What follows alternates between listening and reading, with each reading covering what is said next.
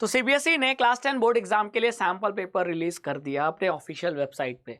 लेकिन ये sample paper आपने देखने के बाद क्या उसे एनालाइज किया? अगर नहीं किया तो ये एनालिसिस आपके लिए मैं लेकर आ रहा हूं, तो इस वीडियो को ध्यान से देखना। मैं साइंस के सैंपल पेपर का एनालिसिस आपके सामने रखने वाला हूं, है ना। सैंपल पेपर को एनालाइज करना क्यों जरूरी है? अब आपके पास 5 महीने हैं कुल मिला के पढ़ने के, सितंबर, अक्टूबर, नवंबर, दिसंबर, जनवरी। फरवरी से तो आपके बोर्ड एग्जाम चालू हो जाएंगे, 15 फरवरी से रहते हैं बोर्ड एग्जाम, है ना। तो 5 महीने में आपको पूरा सिलेबस पढ़ भी लेना है, क्वेश्चन की प्रैक्टिस भी करनी है, उसी में प्री बोर्ड एग्जाम भी देना है जो स्कूल्स में कंडक्ट होंगे, है ना। और इन सभी चीजों को अगर मैनेज करके चलना है तो हमें यह देखना जरूरी है कि सैंपल पेपर का पैटर्न क्या है ना। क्योंकि आपका प्री बोर्ड एग्जाम का जो पैटर्न होगा वो भी यही होगा, और आपका फाइनली जो बोर्ड एग्जाम का पैटर्न होगा वो भी सैंपल पेपर का पैटर्न होगा। तो यानी सब कुछ बेस्ड है सैंपल पेपर पे। तो अगर आप उसे एनालिसिस नहीं करोगे तो अपनी पढ़ाई में क्या गलत डायरेक्शन में आप पढ़ाई कर रहे हो उसको कैसे बदलोगे, है ना। और सही डायरेक्शन में पढ़ोगे तो आउटपुट भी निकलेगा। तो एनालाइज करके मैं आपको बताता हूं, ठीक है। सबसे पहले मैं आपको सैंपल पेपर दिखाता हूं साइंस का, जो सीबीएसई के ऑफिशियल वेबसाइट पे रिलीज हुआ है। तो ये रहा सीबीएसई का ऑफिशियल वेबसाइट cbseacademic.nic.in। इस पर जो सैंपल पेपर आया है वो साइंस का ये सैंपल पेपर है, ठीक है। साइंस का कोड है 086 और सैंपल पेपर में साफ साफ लिखा है कि जो बोर्ड एग्जाम आपका होने वाला है वो 80 मार्क्स का होने वाला है, क्योंकि सैंपल पेपर भी टोटल कितने मार्क्स का है, 80। तो जैसा सैंपल पेपर वैसा ही बोर्ड एग्जाम का पैटर्न, ठीक है। और टाइम जो एलोकेट किया गया है, टाइम अलाउड जो है वो 3 आवर्स है। यानी जब आपका प्री बोर्ड एग्जाम होगा वो भी 3 घंटे का, और जो फाइनली बोर्ड एग्जाम होगा वो भी 3 घंटे का होगा, ठीक है। अब जो सबसे पहली चीज एनालिसिस में निकल के आ रही है वो आपको देखने को मिलेगी जनरल इंस्ट्रक्शन में। जब भी आपको सैंपल पेपर हो या प्री बोर्ड का पेपर हो या फाइनली बोर्ड एग्जाम का पेपर हो, जब भी क्वेश्चन पेपर हाथ में मिलेगा ना तो स्टार्टिंग में कुछ इंस्ट्रक्शन लिखे होंगे, ठीक है। अब इंस्ट्रक्शन में एक चीज गौर करने वाली ये है जो एनालाइज करके मुझे पता चली कि आपके बोर्ड एग्जाम के पेपर में या कह लो सैंपल पेपर में, क्योंकि जैसा सैंपल पेपर वैसा ही बोर्ड एग्जाम, है ना, पैटर्न वही रहेगा, बस क्वेश्चन बदल जाएंगे। लेकिन एक चीज फिक्स है कि आपका जो कॉम्पिटेंसी बेस्ड क्वेश्चन जिसमें सोचना पड़ता है, क्वेश्चन घुमा के पूछा जाता है, उसका जो वेटेज रहने वाला है वो 50% रहने वाला है। ऐसा मैं क्यों बोल पा रहा हूं? क्योंकि यहां साफ साफ लिखा है 50% मार्क्स, क्या लिखा है, 50% marks are to be allocated to competency based question. यानी कि टोटल क्वेश्चन में से 50% क्वेश्चन कॉम्पिटेंसी बेस्ड पूछे जाएंगे। अब ये कॉम्पिटेंसी बेस्ड क्वेश्चन कैसे पूछेगा उसका मैं एक आइडिया दिखा देता हूं, क्योंकि मैंने सैंपल पेपर को जब एनालाइज किया तो मुझे ऐसे कई सारे क्वेश्चन दिखे जो सैंपल पेपर में कॉम्पिटेंसी बेस्ड थे, ठीक है। अब जैसे मैं आपको दिखाता हूं, यहां स्टार्टिंग में जो सेक्शन ए है जिसमें ऑब्जेक्टिव क्वेश्चन और असर्शन रीजन क्वेश्चन पूछे जाएंगे, तो इस क्वेश्चन में मैं आपको ले चलता हूं क्वेश्चन नंबर 11 पे। जरा ध्यान से देखो, बहुत प्यारा क्वेश्चन है और ये साफ साफ कॉम्पिटेंसी बेस्ड क्वेश्चन है। क्या लिखा है कि there was a cerebellar dysfunction in a patient, which of the following activities will get disturbed in this patient as a result of this. अब कहीं भी एनसीईआरटी में सेरेबेलर डिसफंक्शन का जो नाम है, जो वर्ड है, वो कहीं यूज नहीं किया, लेकिन ये जो कंसेप्ट है ये बताया गया एनसीईआरटी में। तो अब आप इस क्वेश्चन का आंसर क्या दोगे? अब वैसे तो सैंपल पेपर में आंसर दे रखा है, ठीक है। अगर आप सैंपल पेपर पे जाओगे, ठीक है, क्लिक करोगे तो सैंपल क्वेश्चन पेपर के बगल में जो मार्किंग स्कीम है, इस मार्किंग स्कीम को अगर आप ओपन करते हैं, ठीक है, तो ओपन करेंगे तो यहां आपको आंसर दिख जाएगा। क्या है आंसर? क्वेश्चन नंबर 11 का आंसर है सी। क्या है? सी। तो अब क्वेश्चन पे आते हैं, इसका आंसर क्या है? सी। लेकिन अब ये क्वेश्चन कई बच्चों को समझ में नहीं आएगा, क्योंकि ये थोड़ा घुमा के पूछा गया है, डायरेक्ट पूछा नहीं गया है। एनसीईआरटी में ये डायरेक्टली बताया गया है कि आपके बॉडी का बैलेंस और पोस्चर कौन मेंटेन करता है? सेरेबेलम। कौन मेंटेन करता है? सेरेबेलम। और सेरेबेलम में अगर कोई दिक्कत हो जाए, कोई प्रॉब्लम आ जाए, तो उसे ही कहते हैं सेरेबेलर डिसफंक्शन। क्या कहते हैं? Cerebellar dysfunction. तो जब यहां आपने वर्ड देखा सेरेबेलर तो डबल एल है, तो यहां से आपको क्लियर हो जाना चाहिए कि किसमें दिक्कत है, किसमें डिसफंक्शन हो गया। डिसफंक्शन मतलब काम प्रॉपर फंक्शन नहीं हो रहा है। डिसफंक्शन का मतलब फंक्शन प्रॉपरली नहीं हो रहा है। और किसमें फंक्शन प्रॉपरली नहीं हो रहा है? सेरेबेलर। सेरेबेलर तो कुछ होता नहीं है, लेकिन ये वर्ड कहां से आया? सेरेबेलम से। यानी कि प्रॉपर फंक्शन कौन नहीं कर पा रहा है? हमारे ब्रेन का कौन सा पार्ट? सेरेबेलम। और सेरेबेलम क्या करता है? बॉडी के पोस्चर और बैलेंस को मेंटेन करता है। तो अगर इसमें कोई दिक्कत होगी, अगर फंक्शन नहीं करेगा, तो हमारा कौन सा एक्टिविटी इफेक्ट पड़ेगा? तो आंसर हो गया हमारा पोस्चर एंड बैलेंस। और इसीलिए इस क्वेश्चन का आंसर क्या गया? सी, पोस्चर एंड बैलेंस। और आपके मार्किंग स्कीम में भी 11th क्वेश्चन का जो आंसर है वो पोस्चर एंड बैलेंस बताया गया है। तो कितना प्यारा क्वेश्चन है। और ऐसे ही क्वेश्चन को हम कॉम्पिटेंसी बेस्ड क्वेश्चन कह रहे हैं। तो कॉम्पिटेंसी बेस्ड क्वेश्चन को अटेम्प्ट करते समय आपको थोड़ा सा ध्यान रखना पड़ेगा, है ना, थोड़ा धैर्य रखना, पेशेंस रखना, क्योंकि आ रहा होगा आपको, लेकिन आपको थोड़ा सा कंफ्यूजन भी होगा, ठीक है। और ये कंफ्यूजन, ये डाउट, आप गलत आंसर टिक कर दोगे, ये आपको बचना है, इससे बचना है आपको। और ये एनालिसिस करके मैं आपको बता रहा हूं, ठीक है। उसी तरह एक और क्वेश्चन मैं आपको दिखाता हूं। आ जाओ, एक और क्वेश्चन दिखाता हूं। अगला क्वेश्चन कहा गया है कि जो स्नेल्स होते हैं, स्नेल मतलब क्वेश्चन नंबर आपके सैंपल साइंस के सैंपल पेपर का क्वेश्चन नंबर 12। स्नेल मतलब घोंगा, ठीक है। तो स्नेल जब पैदा होता है तो एज ए मेल पैदा होता है, लेकिन depending on the environmental condition वो चाहे तो वो फीमेल में ग्रो कर सकता है। यानी पैदा हुआ मेल, लेकिन इन्वायरमेंटल कंडीशन के हिसाब से वो आगे चल के फीमेल बन जाएगा जैसे जैसे ग्रो करेगा। तो ये क्यों हुआ? दिस इज बिकॉज, अब ये क्वेश्चन कॉम्पिटेंसी बेस्ड क्वेश्चन है, आपको डायरेक्ट ना देकर थोड़ा घुमा कर दिया गया है।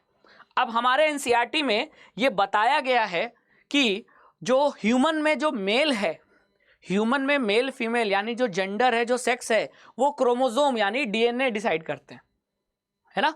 तो अगर आपने देखा होगा कि अगर हमारे क्रोमोसोम में जो आखिरी पेयर है, 23rd पेयर, अगर वो क्रोमोसोम XY रहा तो जेंडर क्या हो जाएगा? मेल। और अगर XX रहा तो फिर जेंडर क्या हो जाएगा? फीमेल। यानी हमारा जीन, हमारा डीएनए, हमारा क्रोमोसोम डिसाइड कर रहा है gender. Environmental condition gender decide नहीं कर रहा ह्यूमन मेल में। लेकिन स्नेल में कौन डिसाइड कर रहा है? स्नेल में तो इन्वायरमेंटल कंडीशन डिसाइड कर रहा है, क्योंकि इन्वायरमेंटल कंडीशन जैसी होगी उस हिसाब से मेल या फीमेल स्नेल बन जाएगा। यानी स्नेल में जेनेटिक्स का कोई रोल नहीं है जेंडर डिसाइड करने में। यही ना समझ में आया। लेकिन ह्यूमंस के केस में क्या होता है? हमारा जो जेनेटिक्स, हमारा क्रोमोसोम जो है, उससे जेंडर डिसाइड होता है, इन्वायरमेंटल कंडीशन से जेंडर डिसाइड नहीं होता। तो देखो एनसीईआरटी में यह बताया है, घुमा कर पूछ लिया स्नेल क्या, ठीक है। तो यहां आपका आंसर क्या होगा कि स्नेल के केस में इसका मतलब जो सेक्स है वो जेनेटिकली डिटरमाइन नहीं हो रहा है, इन्वायरमेंटल कंडीशन से डिटरमाइन हो रहा है। तो एनसीईआरटी में ये बोला है कि अगर ठीक है, अगर इन्वायरमेंटल कंडीशन के हिसाब से, एनसीईआरटी में देखो साफ साफ बोला है ह्यूमंस में जो जेंडर है वो हमारा जीन या क्रोमोसोम डिसाइड करता है। लेकिन यहां जब बोल दिया कि स्नेल पैदा होता है मेल की तरह, लेकिन इन्वायरमेंटल कंडीशन बदल जाने से वो फीमेल की तरह ग्रो करता है, यानी कि यहां जेनेटिक्स का कोई रोल ही नहीं, क्योंकि जेनेटिक्स एक बार आपका जेंडर डिसाइड कर देगी तो हमेशा वही जेंडर होगा। अब आप ये बताओ, क्या ह्यूमंस में ऐसा होता है कि इन्वायरमेंटल कंडीशन बदल जाए तो हमारा जेंडर बदल जाए? नहीं। क्यों? क्योंकि हमारे डीएनए ने, हमारे जीन ने जो एक बार जेंडर डिसाइड कर दिया वो फिक्स कर दिया, फिर जेंडर नहीं बदल सकता। लेकिन स्नेल में बदल सकता है। तो इसका मतलब ही है कि स्नेल में जो जेंडर है वो जीन नहीं डिसाइड कर रहा, इन्वायरमेंटल कंडीशन डिसाइड कर रहा है, ठीक है। तो यहां का क्वेश्चन का आंसर क्या होगा? डी। क्वेश्चन नंबर 12 का क्या होगा? डी। आप आंसर मार्किंग स्कीम में भी आंसर देख लो, 12 का क्या है? डी है। तो ये सब है कॉम्पिटेंसी बेस्ड क्वेश्चन, जिसके बारे में मैं आपको बोल रहा हूं कि घुमा कर पूछा जाएगा। है सिंपल, है सिंपल। जो आपने एनसीईआरटी के कंसेप्ट पढ़े हैं उसी को थोड़ा एनालाइज करना होगा, तब आप आराम से इन 50% कॉम्पिटेंसी बेस्ड क्वेश्चन का क्या दे पाओगे, आंसर दे पाओगे, है ना। तो बच्चों इसीलिए मैं कह रहा हूं कि अगर आप ये कॉम्पिटेंसी बेस्ड क्वेश्चन को सॉल्व करना चाहते हो तो कंसेप्ट पकड़ के चलो। कंसेप्ट नहीं होगा क्लियर तो फिर आप इनके आंसर देने में दिक्कत आएगी आपको, हो सकता है गलत आंसर दे दो। क्लियर। चलिए अब अगली चीज जो हमको सैंपल पेपर में एनालाइज करने की है वो है टाइम मैनेजमेंट। आपको 3 घंटे मिल रहे हैं और 3 घंटे में आपको टोटल कितने क्वेश्चन सॉल्व करने हैं। अब मैं आपको सैंपल पेपर पे दोबारा ले चलता हूं साइंस के, ठीक है। तो अगर मैं साइंस का सैंपल पेपर देखूं तो 5 सेक्शन है, section A B C D और ई, और पांचों सेक्शन अगर हम मिला दें तो टोटल कितने क्वेश्चन हमको सॉल्व करने हैं। टोटल क्वेश्चन हमको 39 क्वेश्चन सॉल्व करना है। टोटल आपको 39 क्वेश्चन सॉल्व करना है। अब उस 39 में से आपको 1 मार्क वाले भी करने हैं, 2 मार्क्स वाले भी करने हैं, 3 मार्क्स वाले भी करने हैं, 5 मार्क्स वाले भी करने हैं, और लास्ट में जो केस बेस्ड जो 4 मार्क्स का है वो भी करना है, ठीक है। तो इतने वैरायटी के क्वेश्चन आएंगे, 1 मार्क्स वाले, 2 मार्क्स वाले, 3 मार्क्स, 5 मार्क्स, 4 मार्क्स, और ये टोटल आपको कितने घंटे में करना है, 3 आवर्स में। अब ये होगा कैसे। अगर मैं अभी आपको कहूं कि अभी सैंपल पेपर लगाओ तो आपको 3 घंटे नहीं, आपको 4 घंटे 5 घंटे भी लग सकते हैं। क्यों? क्योंकि अभी आप टाइम फ्रेम के अंदर क्वेश्चन का आंसर देने का अभी आपको हैबिट नहीं है, अभी प्रैक्टिस नहीं है। अभी आंसर तो आप लिख रहे हो, लेकिन उस आंसर को कितना फास्ट लिख सकें और टू द पॉइंट आंसर, कम समय में टू द पॉइंट आंसर लिख सके, इसका अभी आपको प्रैक्टिस नहीं है। और मैं इसीलिए कह रहा हूं कि जो अगले 5 महीने हैं फ्रॉम सितंबर टू जनवरी, इस 5 महीने में आपको यही ध्यान रखना है कि कैसे मैं किसी क्वेश्चन का आंसर टू द पॉइंट लिख सकूं और कम से कम समय में लिख सकूं।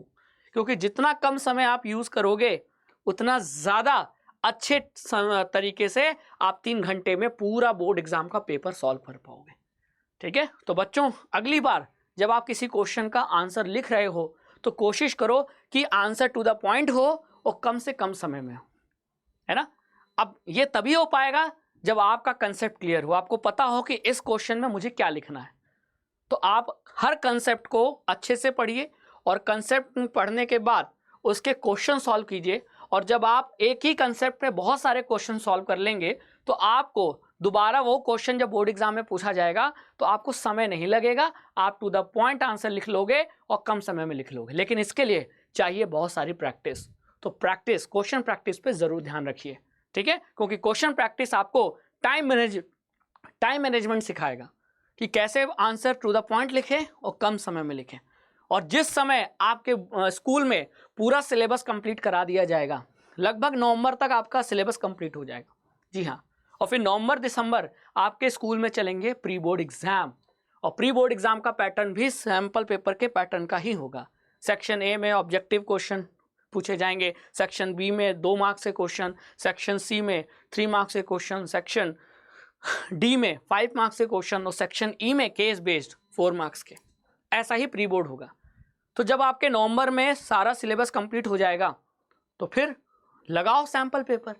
अभी सीबीएसई ने तो एक सैंपल पेपर दिया है, इससे काम नहीं चलेगा।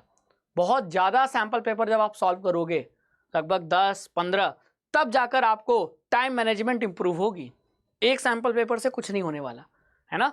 तो प्री बोर्ड में अच्छा लाने का अभी सोचो, और प्री बोर्ड में अच्छा करोगे तो ऑटोमेटिकली, क्योंकि प्री बोर्ड में फुल सिलेबस आने वाला है, और अगर आपने फुल सिलेबस का तैयारी अच्छे से कर ली, प्री बोर्ड में अच्छे नंबर ला दिए, तो फिर बोर्ड में ऑटोमेटिकली अच्छे नंबर आएंगे, क्योंकि आपने पहले से तैयारी कर रखी है। फिर जनवरी का समय मिलेगा, जनवरी में आप सेल्फ स्टडी भरपूर करना, और फिर और इम्प्रूवमेंट आ जाएगा आपके मार्क्स में और आपके टू द पॉइंट आंसर लिखने में, है ना। तो टाइम मैनेजमेंट सिखाता है सैंपल पेपर। तो 3 घंटे में करना है पेपर, ये आपको ध्यान रखना पड़ेगा। तो उसके लिए अभी आपको ये करना है कि हर कंसेप्ट पे अच्छे से पकड़ो, कंसेप्ट अच्छे से पढ़ो और उस पर बहुत सारे क्वेश्चन लगाओ, ठीक है। और क्वेश्चन का आंसर टू द पॉइंट लिखने का सोचो। ये नहीं कि कुछ भी लिख दिया, कुछ भी लिखने से नंबर नहीं मिलता, टू द पॉइंट लिखने से नंबर मिलता है। अब थर्ड और लास्ट चीज जो सैंपल पेपर से एनालाइज करके ये समझ में आई कि भाई जब आंसर लिखना है, कम समय में लिखना है, तो फिर टू द पॉइंट लिखना जरूरी है।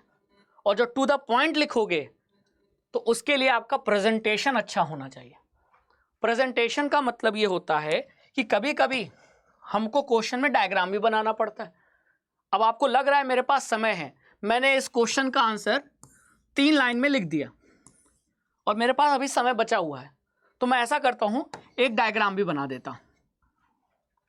तो एक बच्चा जो केवल स्टेटमेंट लिख रहा है, लेकिन एक दूसरा बच्चा जो स्टेटमेंट लिखने के साथ साथ डायग्राम भी बना दे रहा है, तो डायग्राम बनाने से थोड़ा आंसर का प्रेजेंटेशन और इंप्रूव हो गया।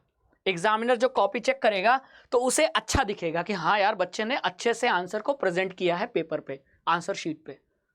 तो जाहिर सी बात है कि ऐसे बच्चे को जिसने स्टेटमेंट भी लिखा, डायग्राम बना दिया, फ्लो चार्ट बना दिया, उसकी फुल में फुल नंबर मिलने की प्रोबेबिलिटी बढ़ जाती है ना। ऐसा नहीं कि आप स्टेटमेंट में कुछ भी लिख दो, डायग्राम बना दो, अच्छा बेकार सा डायग्राम बना दो तो भी फुल नंबर मिल जाएगा। नहीं, डायग्राम प्रॉपर लेबल होना चाहिए, स्टेटमेंट अच्छा सा टू द पॉइंट लिखा होना चाहिए, तो आपको फुल मार्क्स मिलेंगे ही मिलेंगे। कोई एग्जामिनर फुल मार्क्स नहीं काटेगा। अब होता क्या है, हमको लगता है कि हमने सब कुछ पढ़ा, हमने आंसर भी लिखा, तो भी मेरे मार्क्स कट गए।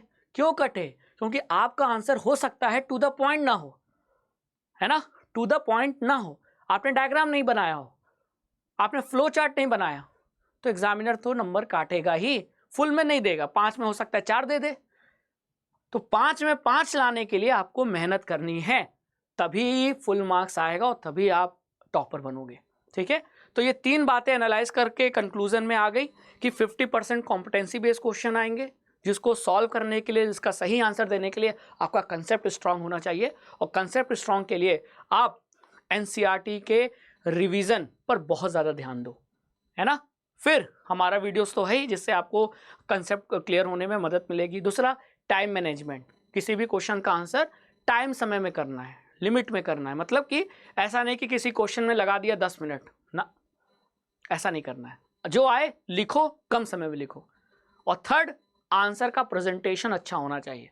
भाई कोई भी आंसर शीट क्लीन होती है तो एग्जामिनर को माइंड में आता है कि बच्चे ने जो भी लिखा है नीट एंड क्लियर है, और ये तभी हो सकता है जब बच्चे के कंसेप्ट क्लियर हो, तो फिर एग्जामिनर फुल नंबर देता है, कहता है नहीं यार, इस बच्चा डिजर्व करता है। तो बच्चों, इस 3 बातों को ध्यान में रखो, तभी आगे चल के आप मोर देन 90% बोर्ड एग्जाम में ला पाओगे।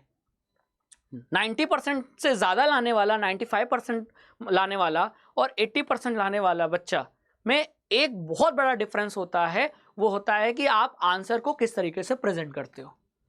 तो आंसर प्रेजेंटेशन पे बहुत अभी आपको मेहनत करनी है, और ये 5 महीने ही है आपके पास, जो आपको मेहनत करके आप अपने जीवन को, अपने लाइफ को एज ए टॉपर बना सकते हो, है ना। तो आई थिंक आपको क्लैरिटी मिल गई होगी। सैम्पल पेपर तो मैंने एनालाइज करा दिया, लेकिन सर आपने एनालाइज तो करा दिया, थोड़ा आंसर प्रेजेंटेशन पे भी मदद कर दीजिए, हमारा जो कंसेप्ट में डाउट है उसको भी क्लियर कर दीजिए। तो बच्चों, उसका भी सलूशन है, और सलूशन क्या है? वो है हमारा उन्नति बैच, जो हमने क्लास 10 बोर्ड एग्जाम की प्रिपरेशन के लिए लॉन्च किया है। ठीक है, तो ऑलरेडी ये बैच चल रहा है, ठीक है, लेकिन आपको लगता है कि अभी मुझे और आंसर प्रेजेंटेशन पे हेल्प करनी है, मुझे एनसीईआरटी के कंसेप्ट समझना है, और कोई मुझे पढ़ा दे, कोई मेरा डाउट क्लियर कर दे, तो मैं सैम्पल पेपर को समझ के अगले 3 घंटे में क्वेश्चन की प्रैक्टिस कर लूँ, ये मैं कर लूँगा, लेकिन कोई मुझे कंसेप्ट फिर से क्लियर कर दे। तो बच्चों, आपके लिए ये टेंशन बिल्कुल ख़त्म है, क्योंकि हमने उन्नति बैच लॉन्च कर दिया है। बैच का लिंक आपको वीडियो के डिस्क्रिप्शन में मिल जाएगा।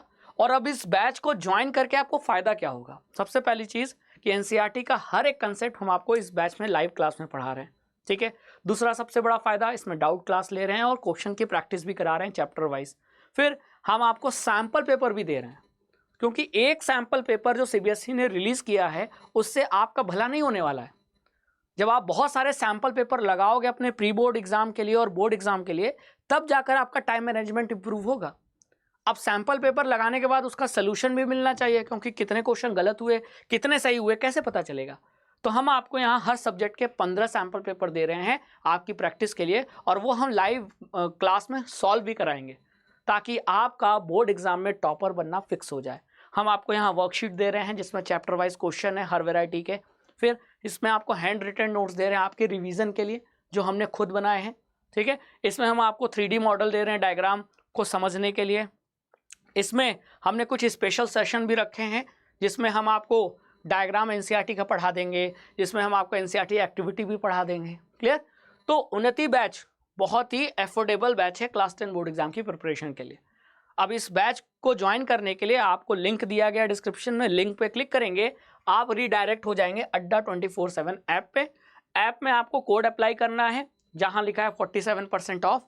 ठीक है, जैसे बाय नाउ पे क्लिक करेंगे कोड आ जाएगा, कोड अप्लाई कर दीजिएगा तो इस बैच की प्राइस रिड्यूस होकर 2400 से कम होकर अराउंड 1300 में आपको ये बैच मिल जाएगा और इस बैच का एक्सेस वैलिडिटी आपको बोर्ड एग्जाम तक रहेगी। ठीक है, तो अभी जाइए उन्नति बैच में एनरोल कीजिए और सैंपल पेपर की जो एनालिसिस आपको मिली इसके हिसाब से अपने पढ़ाई सेल्फ स्टडी को थोड़ा चेंज कीजिए और सेल्फ स्टडी का ड्यूरेशन भी बढ़ाइए और हमारे साथ YT चैनल पर भी जुड़े रहिए। और इस चैनल पे हम आपको ऐसे बहुत सारे वीडियोस देंगे जिससे आपका कंसेप्ट क्लियर होगा, क्वेश्चन प्रैक्टिस कराएंगे, मैराथन क्लास में आपका कंप्लीट रिवीजन कराएंगे। बस आपको चैनल पे बने रहना है और उन्नति बैच में जरूर इनरोल हो जाइए क्योंकि ये बैच बिल्कुल सॉलिड बैच है आपकी क्लास 10 बोर्ड एग्जाम की प्रिपरेशन के लिए और बहुत अफोर्डेबल भी है। Thank you so much. Video पसंद आए तो लाइक कीजिए, शेयर ज़रूर कीजिएगा। Thank you so much.